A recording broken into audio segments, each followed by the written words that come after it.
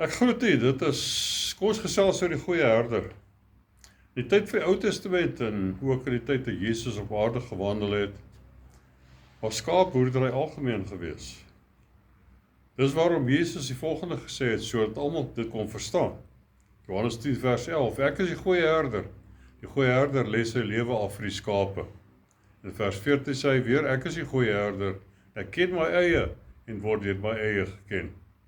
Koning Dawid sê, Psalm 23, die Here is my herder.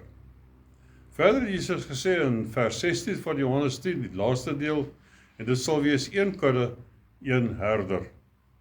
Maar daar is 'n ander saak, ander deel, ander kant van skaapboerdery, en dit is dat die kudde moet aanwas, nie die herder nie.